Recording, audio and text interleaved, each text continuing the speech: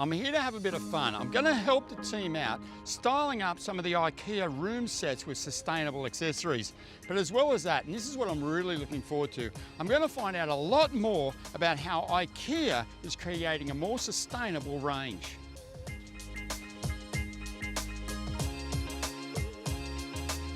Hey Isabella. Hey Barry. I'm loving how this looks. Talk me through it.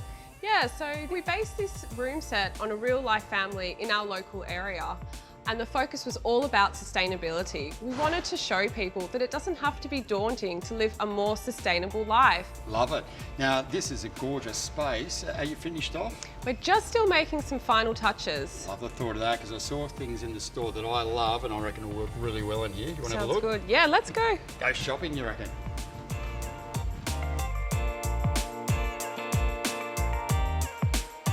Since 2015, IKEA have used cotton from more sustainable sources. The cotton we use is either recycled or grown with less water and pesticides.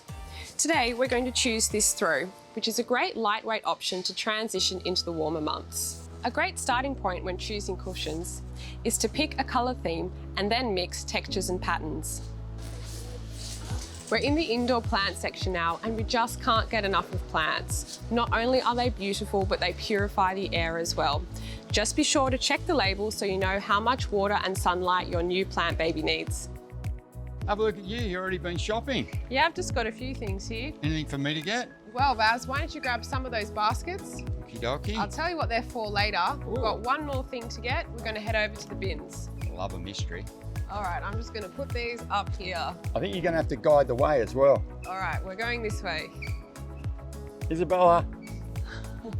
I don't think anything finishes off a space like an Aztec cushion. Looks good to me. Love it. Love that texture as well. Yeah.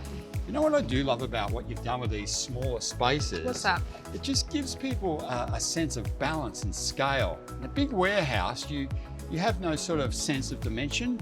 You put beautiful money or good money into a lounge like this and get it home and it doesn't fit your space, there's nothing worse. What do you think?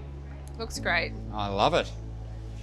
I love indoor plants, Isabella. They're beautiful, great way to style, but also bring a bit of sustainability into the home. Yeah, and it's always good to style in odd numbers. Okay, in threes like that? Yeah. Love that tip. These are a mother-in-law's tongue, one of the only plants that produces oxygen through the night. So fantastic here, but amazing in a bedroom. Oh, in the bedroom. Well, as you're asleep, you're moving the air around with this plant and it's helping develop your brain.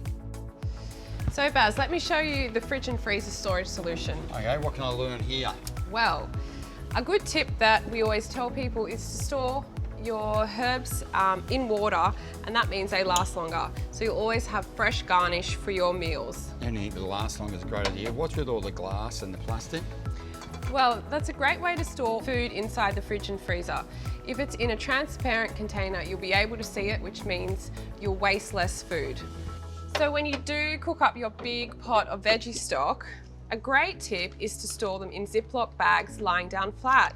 You can then create a bit of a file system, which is a really good space saver. My wife does this with the kids' lasagna, little meals for the weekends and so on.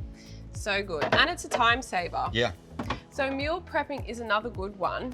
If you've got a big family, go big with the portions, and that will do a great weeknight meal when you just don't feel like cooking.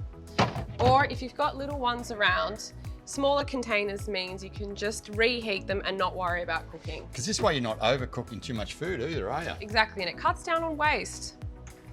So let me show you our waste sorting station over here. Why don't you grab those baskets at the end of the table? So these baskets are great to take to market on a Sunday morning to your local farmer's market, plus also the string bags hanging at the end there. You know, we've got a stack of these at home, but I never know where to put them. I love the fact that it's all organised in one space. What's with the big gap down the bottom? So I'll show you these bins here, if you want to put them down the bottom. We've got 3 here, all colour coordinated. It's a great place to sort and organise your plastic, your paper, and if you do take advantage of return and earn, you can organise your bottles and cans in there. Plus, we've got a couple of wooden crates here for things to take out to the garden.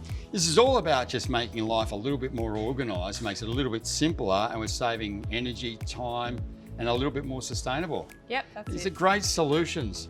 Great tips, Isabella, and I've really enjoyed it.